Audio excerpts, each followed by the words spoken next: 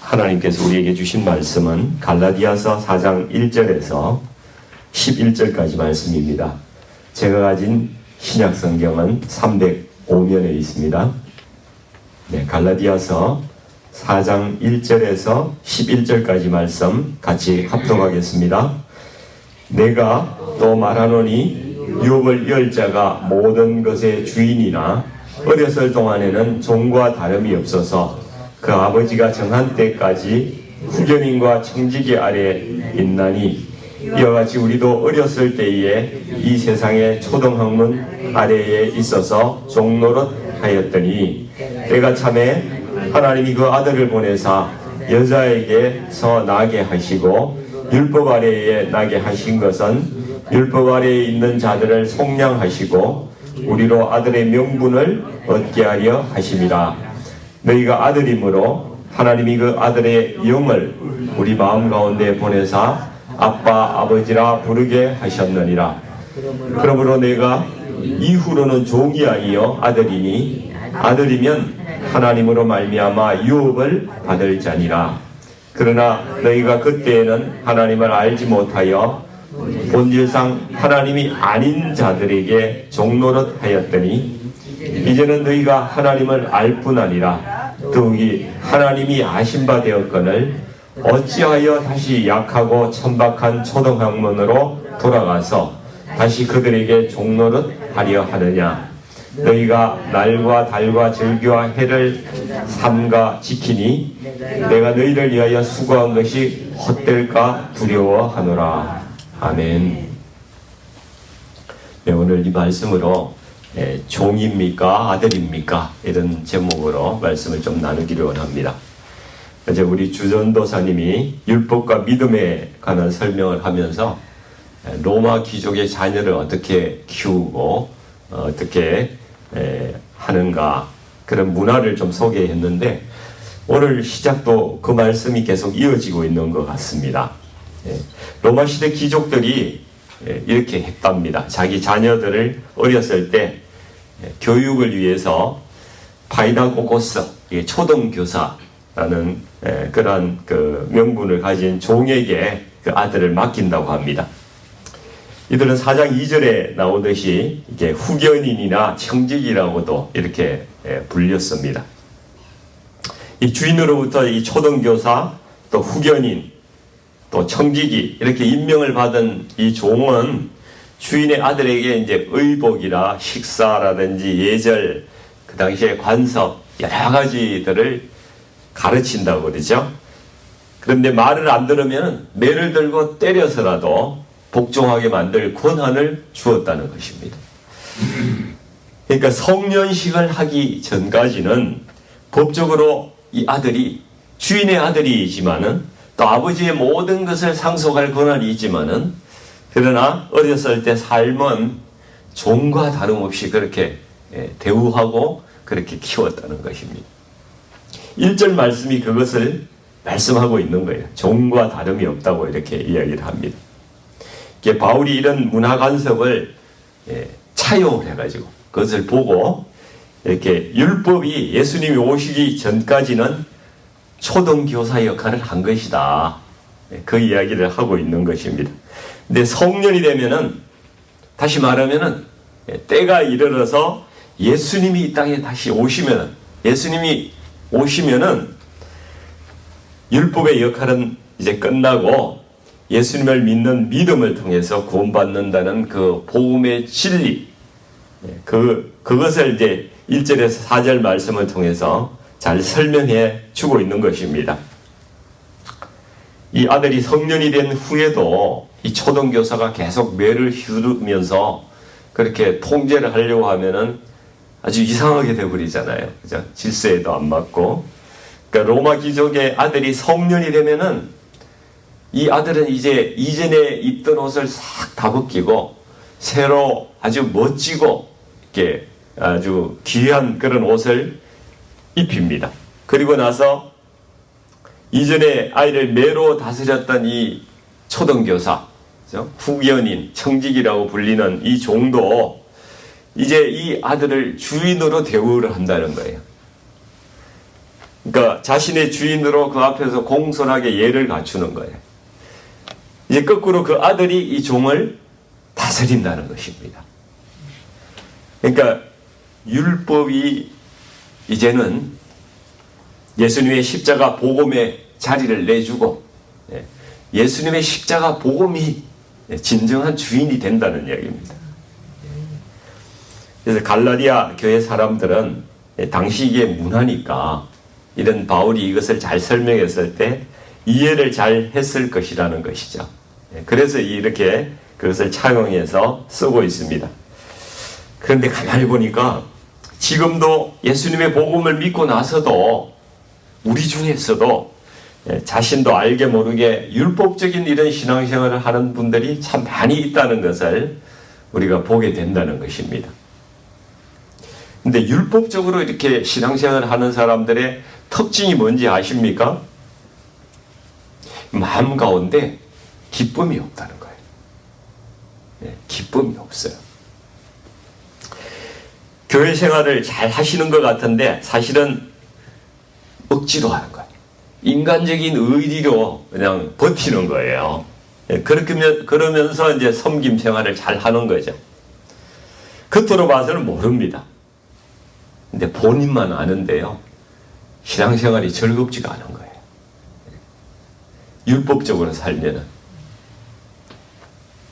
그리고 또 한 가지 문제가 있는데 예수님을 믿는다고 하면서도 여전히 죄를 짓는다는 거예요. 여전히 죄를 짓고 삶이 변하지가 않는다는 거예요. 그래서 오늘 우리가 자칫 빠지기 쉬운 이 율법적인 신앙 문제, 이 문제를 우리가 한번 짚어보려고 합니다. 율법적인 신앙생활은 자발적인 헌신으로 하는 것도 아니고 막 내면의 은혜를 받아서 기쁨으로 하는 것도 아니라는 것이죠. 어찌 보면 내 안에 초등교사가 있어가지고 매를 가지고 휘두르니까 마지못해서 의무감으로 그것을 따라하는 것입니다. 율법적으로 사는 분들은 마음속에 뭔가 이렇게 규칙이 있는 거예요. 정해진 어떤 법과 규칙이 나를 따르게끔 이렇게 만들고 있다는 것입니다. 예를 들면 예배에 참석하는 것도 예배에 기쁨이 없는 거예요. 예배가 기뻐서 참여하는 게 아니라 예배 빠지면 뭔가 안 좋은 일이 생기지는 않을까 두렵기도 하고 뭐 그런 비슷한 경험을 했을 수도 있죠. 그렇게 해서 율법적인 동기로 예배에 참석하는 거예요. 제가 이전에 그런 간증을 들어본 적이 있는데 11조를 안 했더니만은 교통사고가 나서 내가 11조 할 만한 돈을 다 그냥 소진하고 없어지게 하시더라. 이렇게 간증을 하시는 분 제가 들어본 적이 있어요. 물론 개인적으로는 하나님께서 어떤 감동을 주시고 가르치려고 그렇게 하셨을 수도 있을 것입니다. 근데 하나님은요 그렇게 째째하신 분은 아니에요. 뭐 안 했다고 내놔 이렇게 하시는 분은 아니라는 거죠. 우리가 하나님을 정말 오해하고 있는 거예요. 이분이 11조로 하는데 그 11조라는 게 뭡니까? 우리가 하나님께서 나에게 주신 모든 것이 하나님의 것이다. 그걸 전부를 드리는 것의 표시가 사실은 내가 11조를 하는 거란 말입니다. 그 신앙의 고백이거든요. 근데 그 고백으로 한다면은 정말 기쁨으로 할 수가 있는데 이걸 뭐 나한테 어떤 11조를 안 하면은 어떤 나쁜 일이 생길까봐 두려움으로 억지로 이렇게 헌금을 한다면은 하나님께서 그것을 기뻐하시지 않으시는 거죠. 물론 우리 안에는요 사람이기 때문에 종교적인 동기도 있고 또 믿음의 동기도 우리 안에 있습니다. 그래서 종교적인 동기는 나의 행위를 통해서 뭔가 하나님께 인정을 받고 싶어하고 또 사람에게도 인정을 받고 싶어하고 우리 목사님에게도 인정을 받고 싶어하고 뭐 이런 그런 의무감으로 하는 그런 것들이 있죠. 반면에 이제 믿음이 동기가 되는 사람은 항상 그런 것입니다. 나를 사랑하시고 나를 위해서 십자가를 지신 하나님께 오늘도 감사합니다. 모든 것이 하나님이 주신 은혜이기 때문에 그것을 하나님께 어떻게 하면 하나님 기뻐하실까? 이런 마음으로 헌신을 하는 것이죠. 그러니까 우리 안에 율법과 복음이 항상 같이 있어요. 율법적인 요소도 있고 복음적인 요소도 있는 것입니다. 또 이전에 그 일천번제 아시죠? 일천번제 새벽 제단을 쌓는 분들이 많이 계시더라고요. 일천번제 헌금을 하거나 일천번제 새벽 기도하거나 이렇게 하시는 분들이 저 많이 봤어요. 근데 이게 굉장히 사실은 귀한 일이죠. 귀한 섬김이고 아무나 할 수 있는 헌신이 아닙니다. 근데 그 마음의 동기가 뭐냐? 그게 중요하다는 거예요. 그 마음의 동기가 뭔가 내가 이걸 하면 내 소원을 성취해 줄 것 같은, 하나님께서 뭔가 이루어 주실 것 같은 그런 마음으로 만약에 한다면은 우리가 절에 가서 막 부처님 앞에 3000배 하고 이런 거 하고 뭐가 다르냐 이거죠. 네. 그런 것입니다. 이런 것을 이제 율법적이라고 이야기를 한다는 것이죠. 근데 우리 하나님은 1000번 기도 안 해도, 그렇죠? 1000번 헌금 안 해도 우리가 필요한 거 다 아시고 필요한 거 채워주시고 그렇게 하시는 분이시거든요. 하나님께서 진정으로 원하시는 것은 그냥 하나님 앞에 의무감으로 하는 그런 것이 아니라 정말 하나님을 사랑해서 하나님과 시간을 보내고 하나님과 기도하면서 하나님께서 무슨 말씀하시는가 그 교제하고 그 마음을 하나님께 드리고자 하는 그 마음, 그걸 원하시는 거거든요. 이게 복음적인 신앙이고 주님 안에서 자유하는 신앙인 것이죠. 뭔가 끌려다니지 않는 거예요. 네, 기쁨으로 하는 것입니다.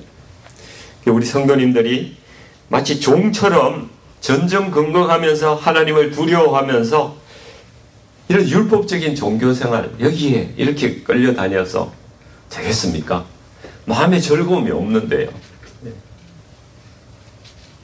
오직 하나님과의 사랑, 감사, 그렇죠?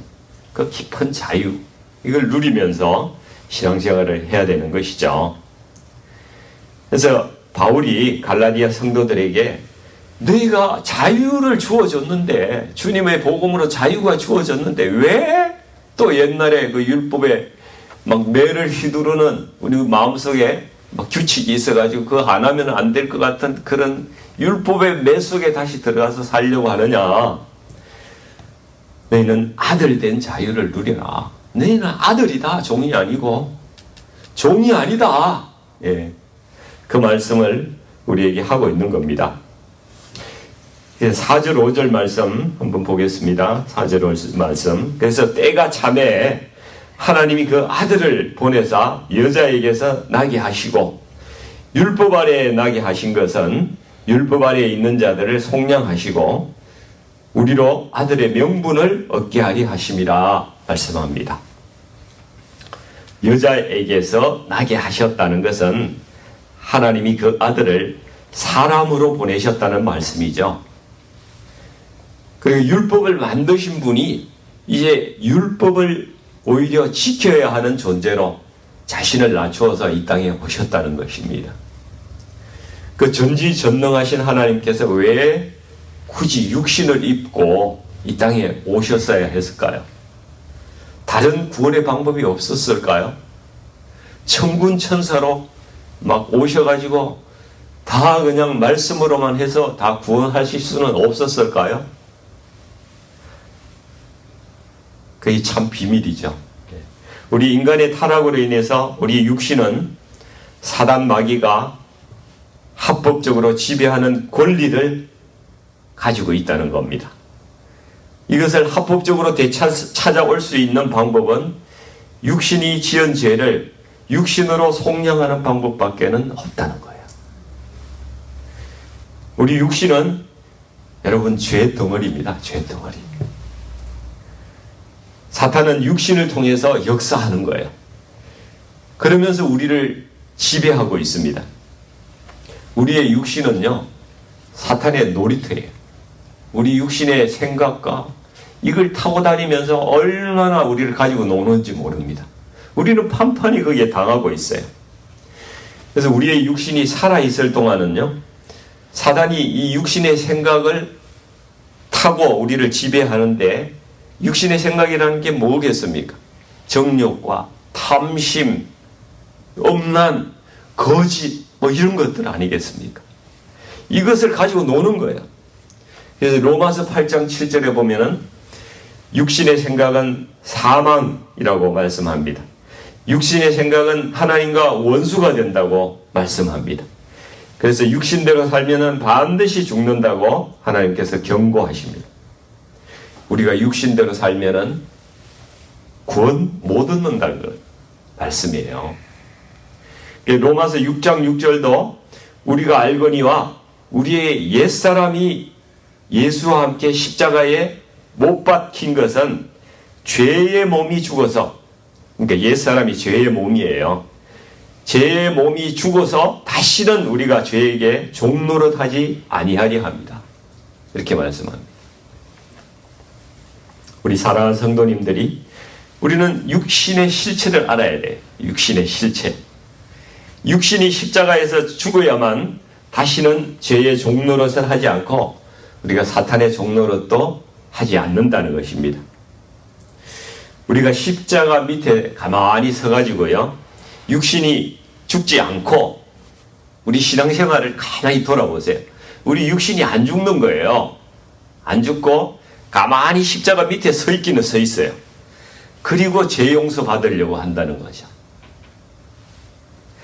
그러면 아무리 오랫동안 신앙생활을 해도 우리의 삶이 잘 변하지가 않는 거예요. 변하지 않는다는 거예요. 그래서 여전히 죄를 짓고 하나님 영광을 가리면서 그래 부끄러운 삶을 살아갈 수밖에 없다는 것입니다. 육신이 여전히 살아있으니까 그렇습니다. 사단이 이 육신을 가지고 논다니까요. 그래서 우리가 십자가 밑에 서 있으면 안 되고요, 우리가 십자가 위에 올라가야 되는 거예요. 그래서 우리가 두 팔을 벌리고 나의 육신을 십자가에 못 박아야 된다는 것입니다. 그래야 비로소 나의 육신이 죽고 진정한 하나님의 아들이 되는 것입니다. 정욕에 대해서 죽고, 탐심에 대해서 죽고, 음란에 대해서 죽고, 거짓에 대해서 죽고, 우리 육신을 철저히 못 받고 날마다 죽어야 된다는 거예요. 우리 주님께서는 그걸 우리에게 원하시는 거예요. 6절 말씀을 보십시오. 우리의 육신이 죽을 때에 비로소 우리는 죄로부터 자유함을 누리고, 진정한 자유함을 누리고요, 하나님께서 그 아들의 영을 우리 마음에 보내주셔서 아빠, 아버지라 부르게 하신다는 겁니다. 이때부터 우리에게 성령 충만이 일어날 수 있는 거예요. 성령 충만이 일어나는 것입니다. 육신이 죽기 전에는 성령 충만이 일어나지가 않는다는 거예요. 우리가 믿음으로 구원받지만은 정말 육신이 죽을 때에 그때부터는 성령 충만이 우리에게 일어난다는 것입니다. 그래서 7절에 내가 이후로는 종이 아니요 아들이니 아들이면 하나님으로 말미암아 유업을 받을 자라, 이렇게 말씀합니다. 죄의 종이 아니라 의의 종이 되는 거죠. 사단의 나라의 국민이었다가 하나님 나라로 비로소 국적이 바뀐다는 겁니다. 그러니까 8절 말씀 같이 한번 읽어보겠습니다. 그러나 너희가 그때는 하나님을 알지 못하여 본질상 하나님이 아닌 자들에게 종노릇 하였더니, 하나님이 아닌 자들에게 종노릇을 하였다는 거예요. 하나님이 아닌 자들이 뭡니까? 지금까지 율법에 매여서 종노릇을 했다는 거예요. 육신에 매여서 종노릇을 했다는 겁니다. 사탄에 매여서 종노릇을 했다는 겁니다. 이것들이 하나님이 아닌 자들이에요. 이것들이 우리를 묶었던 자의 실체라는 것입니다. 우리의 신앙생활을 한번 돌아보기를 원합니다. 우리가 때로 기쁨도 없고 율법적인 종교 적인 그런 신앙생활 하면서 항상 다른 사람 눈치를 보고 사는 거예요. 우리가 잘못할 때도 혹시 나를 알아보는 사람이 없나? 눈치 보면서 전전긍긍하고 겉으로는 거룩한 척 하지만은 외식과 가식적인 그런 종교생활을 한다는 거예요. 그러니까 무슨 기쁨이 있을 수가 없죠. 그리고 나름대로 신앙생활 열심히 한다고 했는데 왜 내가 변하지 않을까? 여전히 죄를 짓고 있는 나를 발견할 때에 나 자신에 대해서 얼마나 낙담이 되는지 모릅니다.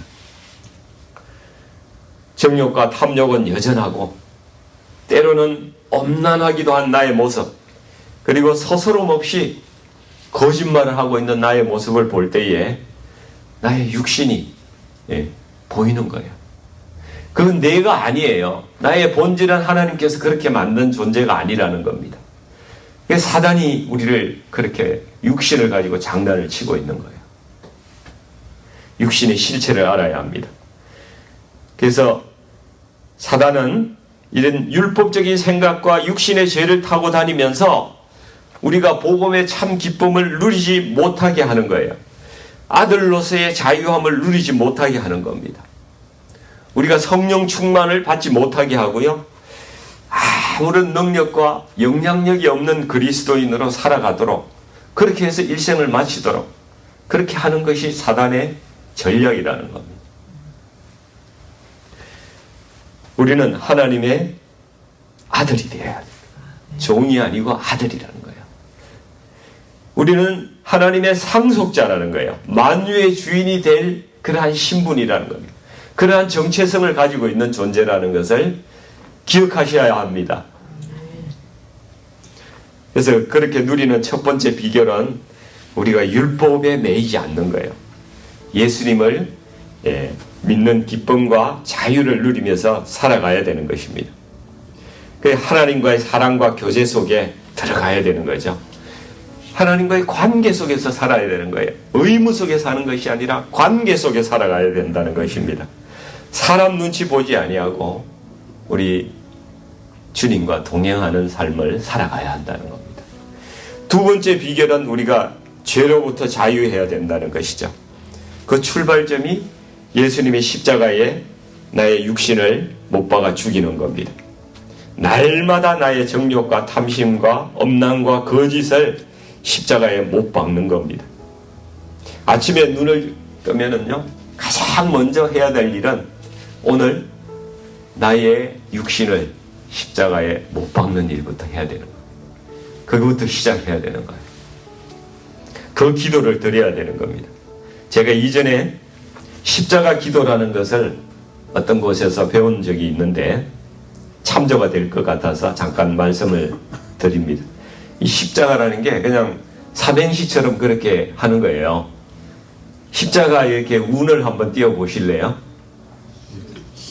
네.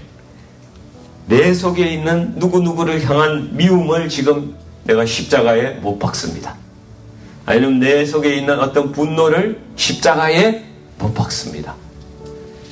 내 안에 일어나는 모든 감정들, 좋지 않은 감정들을 그날 십자가에 못 박는 걸부터 시작하는 겁니다.